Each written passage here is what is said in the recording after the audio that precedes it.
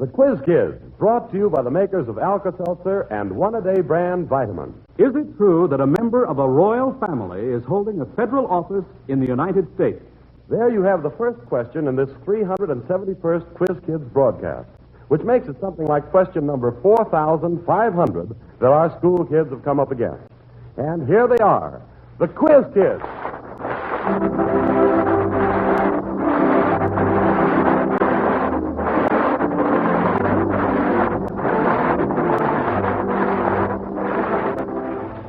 As you listeners probably realize, that was not Joe Kelly who gave out with question number 1.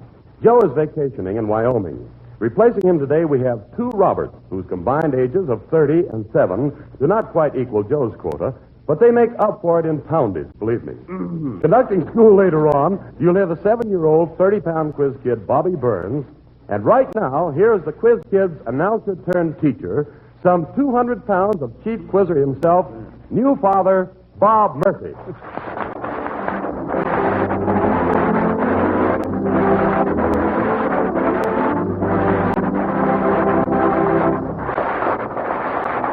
Thank you, Norman Berry, and hello, everybody. Yes, today it's a relay from Kelly to Murphy to Berry with our pint-sized baseball expert, Bobby Burns, sitting here on the sidelines beside me, warming up for his inning.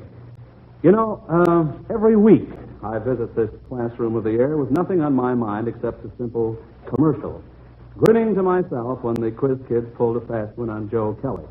Well, Joe, wherever you are out in Wyoming, I'll never smile again, believe me. Well, now, Bobby Burns, you stand by, will you, and help me out if I get into a spot, will you, son? Well, roll call is in order now, and this much I think I can manage. Joel? I'm Joel Kupperman. I'm 11 years old and 17 of Old School, Chicago, Illinois. Rennie? I'm Rennie Templeton. I'm 12 years old and in 8th grade at the Kenwood School in Chicago.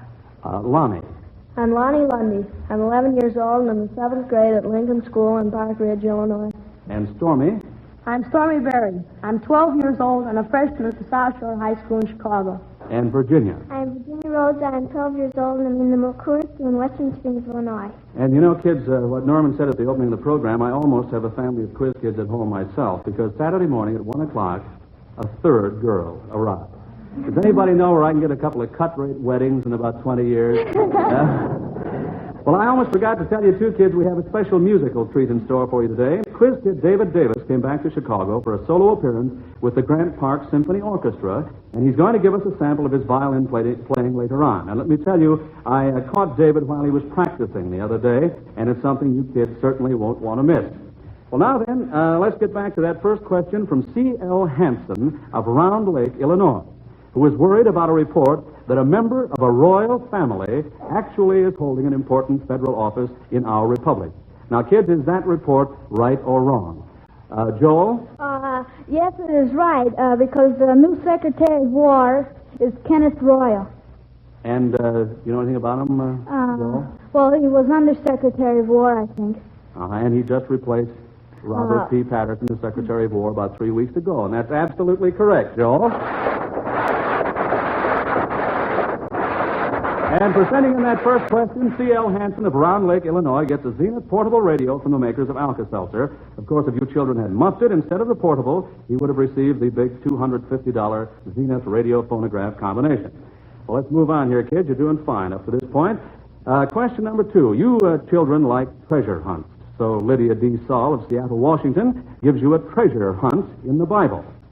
To what Bible stories would you go if you were sent to find the following objects? The first one is a silver cup. Lonnie? Story of Joseph. And, well, where would you find it? Well, I'm not sure, but I think it belonged to Benjamin, one of Joseph's brothers.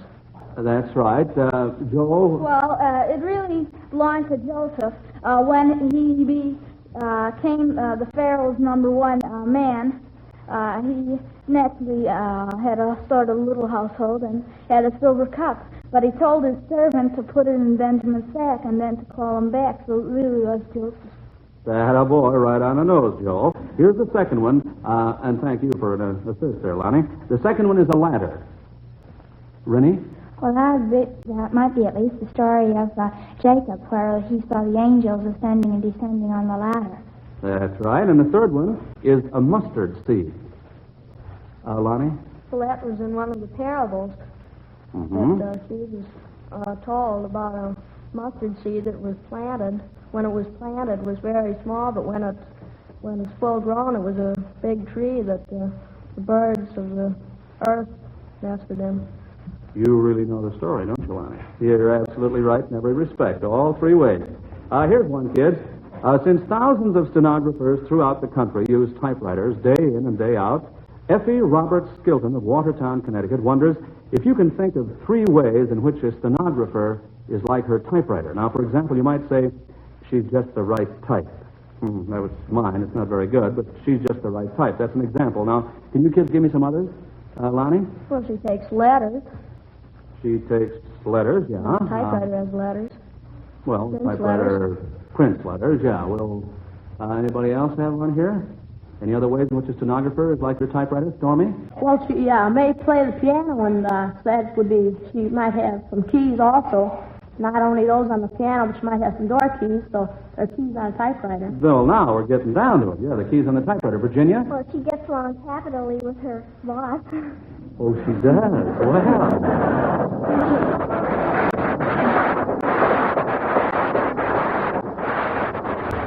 I guess Virginia's heard about these secretaries, huh? Stormy, have you got those? She might wear a ribbon in her hair. That's a good one. Joel? When it came for reference for the job, she had the right kind of letters.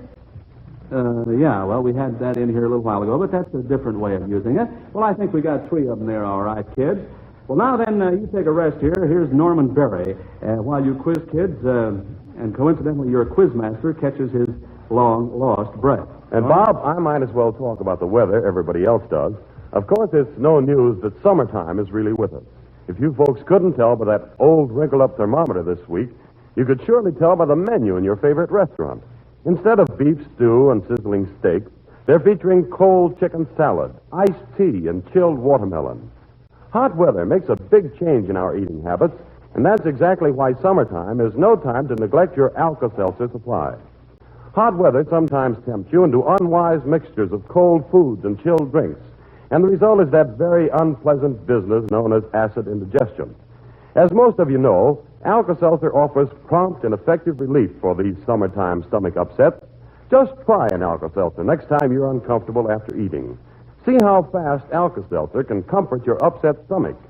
Alka-Seltzer is sold in all drugstores in two sizes, 30 cents and 60 cents. Better buy some more today, in case your dinner brings dismay. All right, thank you, Norman. Miss Helen Dower of this city says that only two major league pitchers have turned in no-hit, no-run games this season, and that by coincidence their names are very similar. Who are they? Lonnie? Don Black of the Indians and Blackwell of the Cincinnati Reds. All right, now, you fellas over there appear to be the baseball fans. Do you happen to remember against what teams they pitched their no-hit, no-run games? Joe? Well, I think Blackwell's game was against Boston, and Black's game was against Philadelphia. That is absolutely right. Thank you very much, gentlemen. Here's one, 2 out of 3 on this one, from M.R. Holland of Mount Vernon, Ohio. He wants you to imagine you are newspaper reporters assigned to interview the following notable persons. Now, the first one is Emmanuel Shinwell. Where would you go to find him?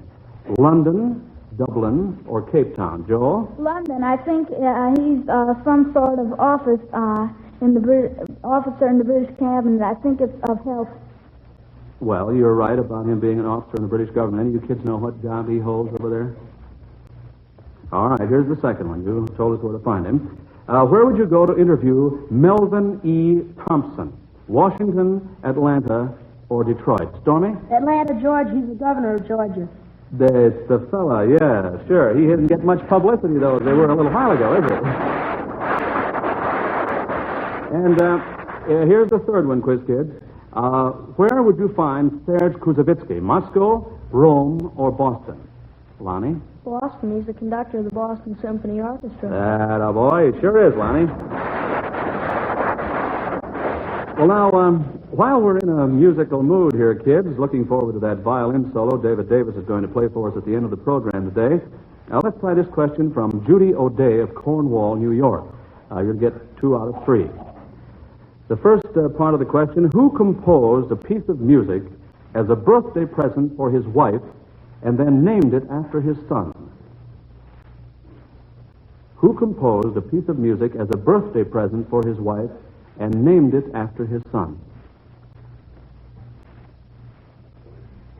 Nobody have any hints on this? Lonnie, do you want to try? Well, I don't know what the piece is, but I believe it was by Robert Truman because he had, I think, the only wife that was really a musician. No, that may be. I don't have that here either, but he's not the guy I'm looking for right now, Lonnie. Do you give up? As Bobby Burns says, do you give? Well, I'll have to tell you who that is. 2 out of 3, so we still have none. It was Wagner who wrote his Siegfried Idol on his wife's birthday, and he named it for his son Siegfried. You remember now, Lonnie? Do you? Well, I'm afraid I didn't know that. Oh, you didn't know that? Well, all right. Here's the second part of the question, kids. We've got to get these last 2 now. Who composed a piece of music for a party that was given on a river by a king? Lonnie? Well, that was Handel. He wrote water music for a water festival given for George I. Where'd you give it, Lonnie? On the Thames River. Oh, right on the nose, Lonnie. Rennie, did you want to add something? Well, I was going to add that wasn't the only reason he composed it, because he'd sort of fallen out of George's favor, and when he composed that, he was back again as the, court composer, I guess you'd call it. Oh, he just said, George, here's a little suite I wrote for you. Is it all over now? Are we chums again? Huh? All right, here's the third part of the question, kids. Who composed a piece of music for a radio program and had only 1 week in which to write it? Rennie? Lonnie Lundy.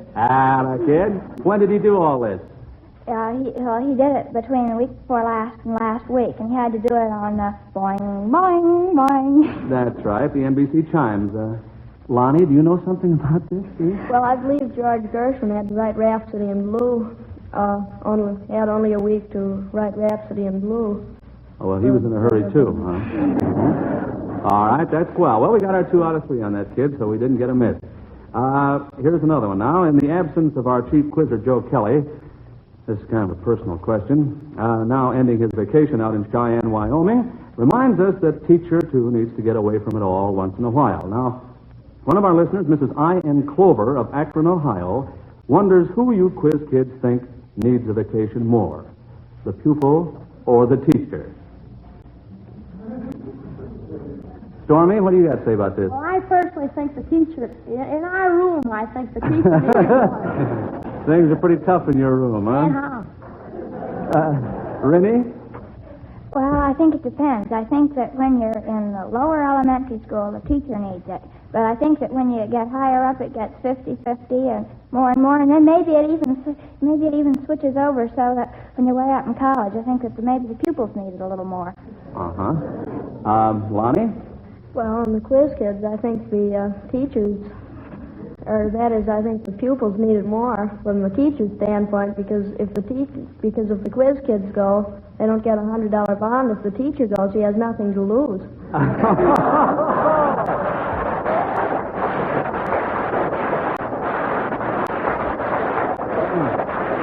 Well, Lonnie, believe me, after today, I can use a few days' vacation. Virginia? Well, I think teachers need it because when the kids get out of school in the afternoon, they get to play baseball and things like that, but the teachers sometimes have to stay in correct paces and things like that. That's right. Their work is never done, is it? Joel? Well, I believe that the teachers should, but being prejudiced for the pupils, I'd say that both do. They both do. Well, all right, kids. Name 3 on this one. Here's something different from Nancy Hewitt of Hiawatha, Kansas. She wants you to name 3 verbs that contain only 2 letters each. Ready? Well, for one, there is go, which is a simple one. Mm-hmm. And, let's see, I better call on somebody else. All right, Lonnie. Do, that's a good one. We want 3 of them here now. Can anybody think of 3 verbs that contain only 2 letters each? Rennie? Is and am. Is and am, that's right. I'm running out of verbs here, so let's get off of that right now. You got...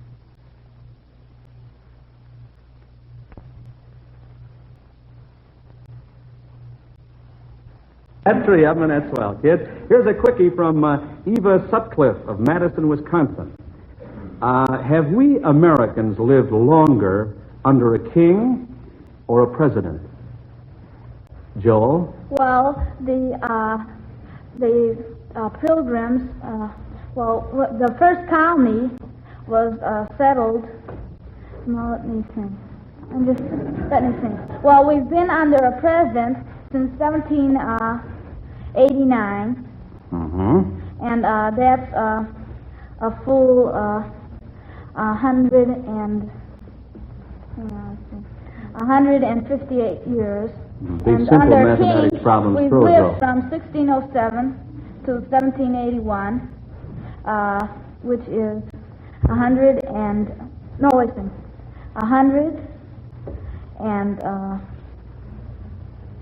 well, it's more anyhow. Joel, now... it's 174 years, so it's way longer, about a decade longer.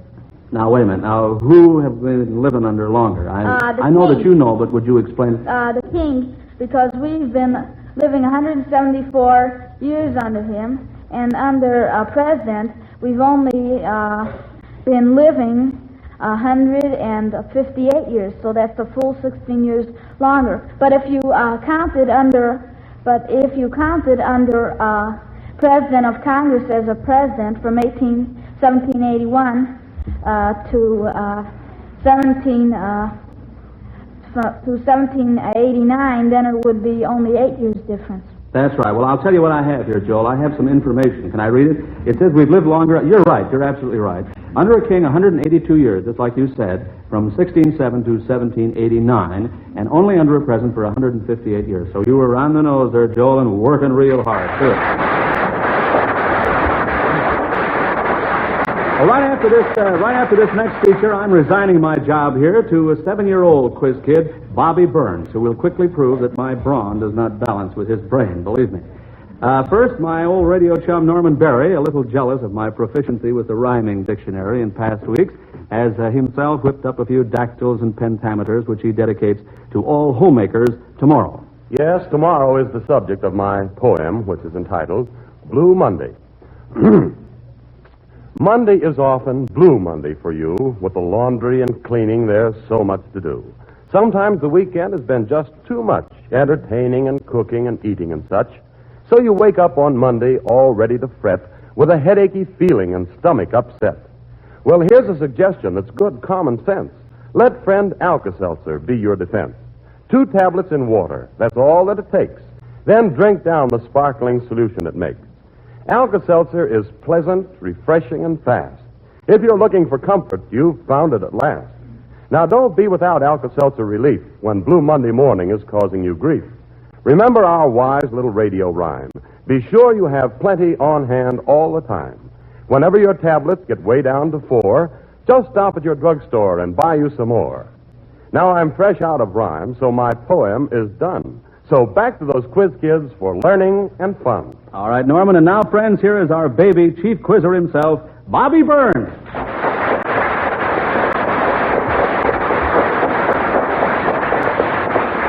And our 7-year-old professor is all ready with the first question. Go ahead, Robert. 2 out of 3 on this question. Mr. Holbrook's guide of Silver Springs, Florida, has a mail order business and receives many orders from Canada. From what provinces did these orders come? Fredericton, NB. Rennie? Could you please repeat the last part there? Was it NB? Yes. That'd be New Brunswick. That's right. Dartmouth, NS. Lonnie? Nova Scotia. That's right. Freetown, PEI. Lonnie? Prince Edward Island. That's right. They're pretty smart, aren't they, Bobby, huh? Okay. Watch out on this math and literature question from... Wait, I got it wrong.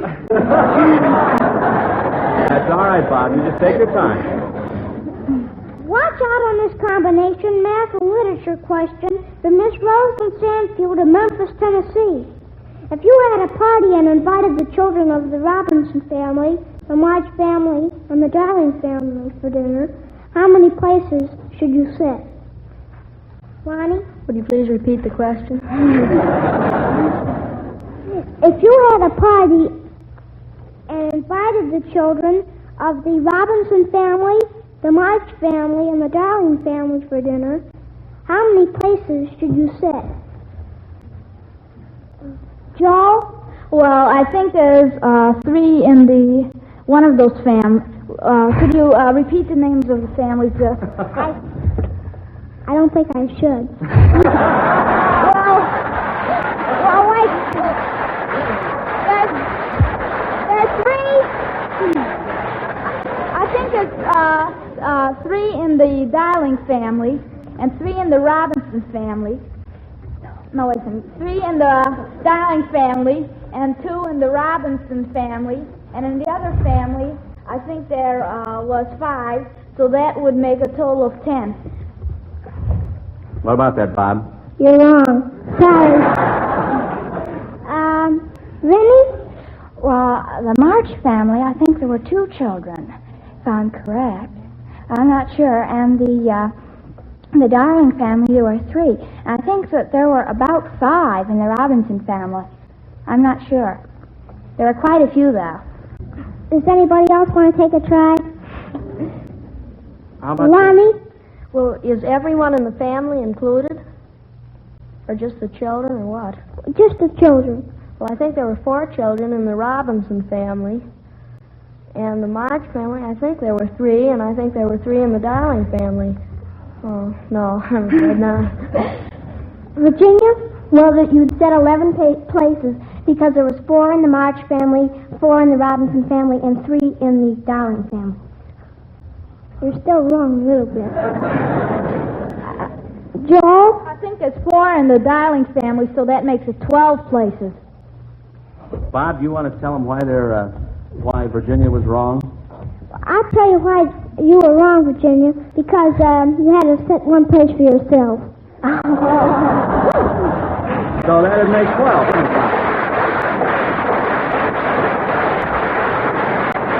Well, I'm afraid that was too tough for them, Bobby, so Alka-Seltzer gives away a big $250 Zenith radio phonograph combination to our friend Miss Rosalind Sandfield of Memphis, Tennessee. All right, sir, give him another toughie there, Robert. Jerry Pilcher of Tucson, Arizona, says he bets that I have a pet question of my own I'd like to try on you kids, and I sure have. Here it is. Where could you lay out a baseball diamond in the United States and have each base in a different state? Vinny? I think that it would be up near, anyway, it would be where South Dakota, North Dakota, and I think it's Idaho. No, wait a minute. No, it's Idaho, Montana, and I can't think of the name of it. It's the state below Montana. I think that's too neat. Joe? Well, the state that belongs Montana is Wyoming, but that isn't it. The states are Utah, Arizona, Utah, Arizona, New Mexico, and Colorado. That's right.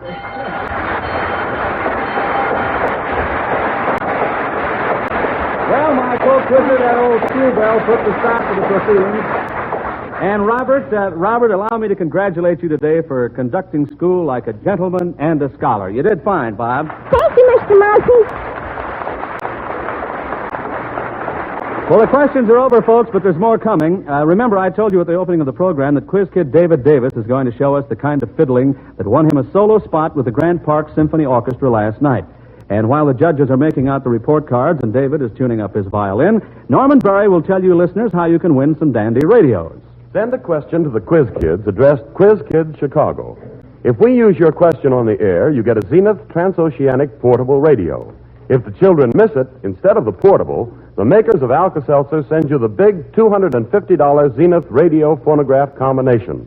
the cabinet model with 2 FM bands and Cobra tone arm. The address for questions, again, is Quiz Kids, Chicago.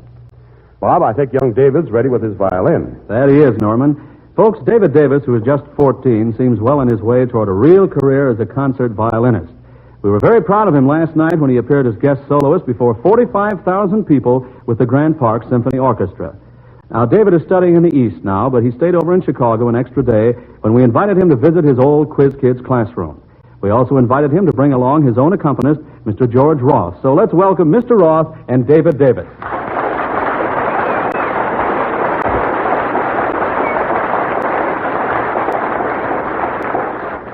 David, will you tell us what you're going to play? A portion of the Scherzo Tarantella by Wieniawski.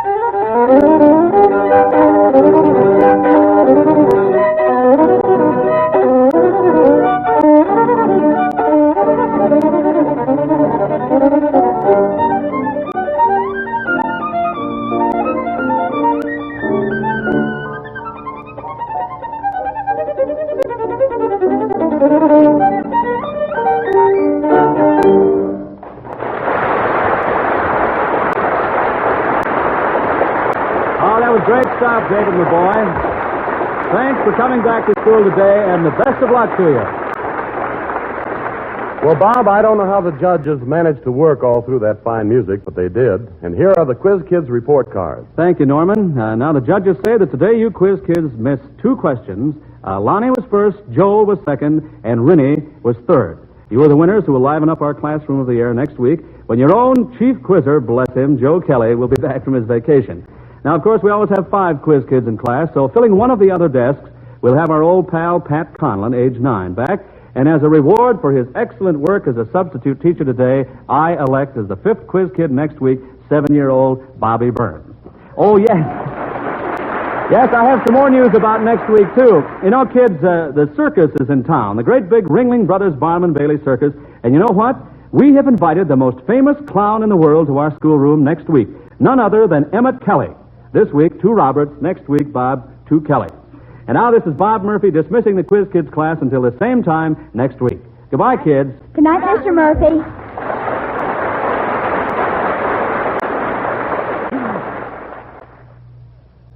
Boy, am I hungry. What's for dinner, Aunt Mandy? I've got everything you like. I've got steak, mashed potatoes, peas, buttered rolls, pie, a la mode, and iced tea. Ain't that scrumptious? Sounds mighty good, but put that one-a-day vitamin bottle on the table. Yes, too often meals we like are short on vitamins. Lack of vitamins in your food causes you to feel tired and run down. But here's how you can be sure of your vitamins. Take one-a-day brand multiple vitamin capsule every day. Lack of vitamins can make you nervous and irritable. Take one-a-day brand multiple vitamin capsule every day. At your drugstore, look for the figure 1 on the blue package. Take one-a-day brand multiple vitamin capsule every day.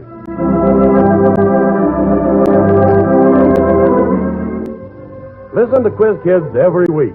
And to Alka-Seltzer's News of the World every Monday through Friday on most of these NBC stations. This is Norman Barry speaking. This is NBC, the national broadcasting company.